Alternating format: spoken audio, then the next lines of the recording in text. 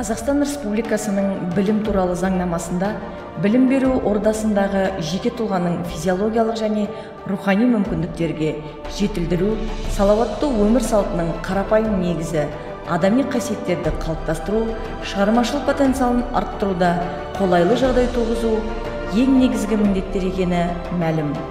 Осы орайда тұғыры биік Төле би ауданының орталығы Ленгір қаласында қабырғасы 2010 жылы қаланған, көлемі 19.000 шаршы метрді құрайтын мектеп ғимаратында шығармашыл мұғалімдер мен қызметкерлердің жаңашылдықпен жұмыс жасауына және оқушылардың сапалы білім мен саналы тәрбие алуына қолайлы жағдай жасалған. 2022-2023 оқу жылының басталу қарсаңында Төле би аудандық адами әлеуетті дамыту бөлімінің ұйымдастыруымен өткізіліп отырған дәстүрлі педагогикалық тамыз оқуына нәтижеге бағытталған ізденістер, инновациялық жобалар, тәжірибелер, жетістіктер тақырыбындағы мектебіміздің педагогикалық көрмесін ұсынамыз. Жобалық қуаты 1200 оқушы орындық. Оқушылар контингенті 1348 оқушысы бар. Мектептің әлеуметтік желілері мен мультимедиалық портал сілтемелері және материалдық базасы мен оқушыға қолайлы, қауіпсіз орта қалыптастырылған білім ордасын білікті де білімді педагог зерттеуші, екінші деңгейлі басшы Орынбаев Жамбыл Әзімханұлы басқарып келеді. Бүгінгі таңда шәкірт зердесіне білім құйған білім ордасында жоғары білімді 118 мұғалім қызмет етеді.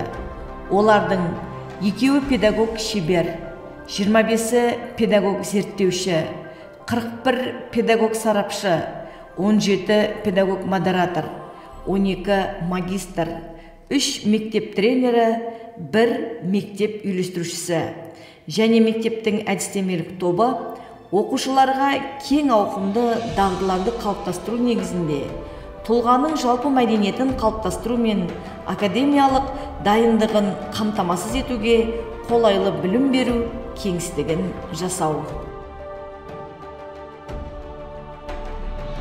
Қазақстан Республикасының президенті Қасым-Жомарт Кемелұлы Тоқаев басты міндет жалпы адамзатқа ортақ қастерлі құндылықтарды жастардың бойына сіңіру, отаншылдық, білімге құштарлық пен еңбекқорлық, бірлік пен жауапкершілік сияқты қасиеттер дәріптелу керек дейді.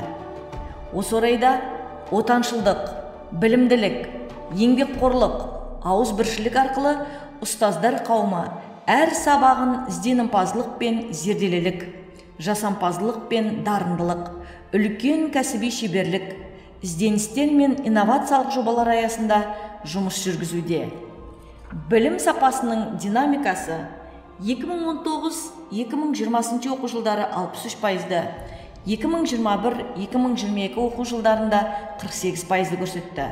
Білім сапасының артуы бойынша жұмыс жасалған ұстаздар еңбегі еш кетпей шәкірттеріміздің төмендегі жетістіктерге қол жеткізуі үлкен жетістік. Пән олимпиадасы бойынша аудан мектептері арасында топ жарып 4 оқушымыз облыстық пән олимпиадасына жолдама алып, оның орыс тілі пәнінен Зұлпайдарова Нұрила апайымыздың дайындаған шәкірті Серік Әбдуали республикалық пән олимпиадасынан 2-ші орынды өз қанжығасына байлап, мектеп, аудан, облыс және ұстаз мерейін үстем етті.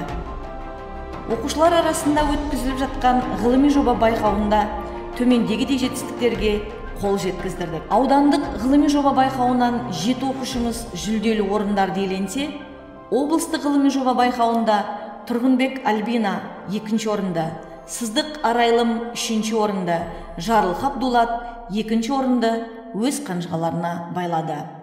Оқушылар арасында өтетін дәстүрлі оқулар да оң нәтижесін беріп келеді. Келмұрат Бекзат, Қалғаппар Олжас, Тұрғынбек Альбина, Қасымбай Асила өздерінің көркемсіз оқудағы шебер оқушылар екендігін дәлелдеп, жүлделі 1-ші орындарды облыс деңгейінде иеленді. Ұстаз жеңісі қашанда шәкірт жеңісі екені белгілі. Үздік аттестат, алтын белгі егерлері 2019-2020 оқу жылында 3 оқушы үміткер болса, 2021-22 оқу жылында алтын белгі егерлері Келмұрат Бақдәулет, Әжібаев Әмірхан және 8 оқушымыз үздік аттестатты иеленді. Ұлы ұстаз Абай атамыздың адам баласы адам баласынан ақыл, ғылым, ар мінез деген нәрселермен озады деген ұранымен жұмыс жасауды дағдыға айналдырған ұстаздар қауымының сүбегейлі еңбегі оқушыларды еңбек сүйгіштікке, жауаптылыққа, бастамашылдық пен іскерлікке, ұқыптылық пен талапшылдыққа жетелеп келеді. Шығармашылық көрмелеріміздің еңбекқорлық бөлігі мектеп-лицейдің инновациялық бағыты бойынша жүргізіліп отырған жұмыстары барысы туралы болмақ. Технологияның қарқынды дамып отырған кезеңінде еңбекқорлықпен алға жылжып, әр сабағымызды түрлендіріп отыруымыз бүгінгі күннің басты талабы. Осы орайда мектепішілік бақылауды жүйелі ұйымдастыру, жаңашылдықпен жұмыс жасау ұстаздар алдына қойылған талап екені сөзсіз. Жаңа жобалар аясында жұмыс жасау оң нәтижесін көрсетуде. Ақырын жүріп анықпас, еңбегін кетпес далаға, ұстаздық еткен жалықпас, үйретуден балаға деп.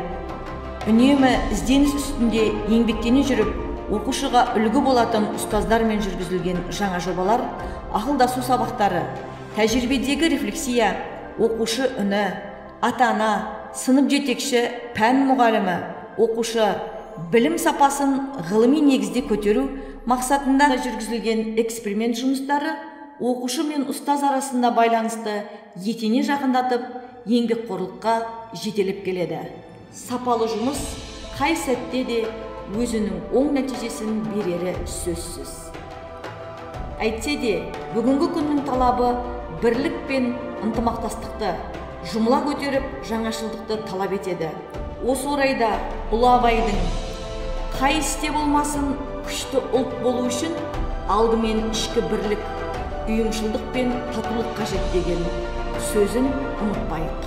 Білім мен тәрбие егіз ұғым, оларды бөліп жаруға және бұл жолда тоқтау мен тұрақтауға болмайтын, үнемі ізденіс пен жаңашылдықты талап ететін процесс екені баршамызға мәлім.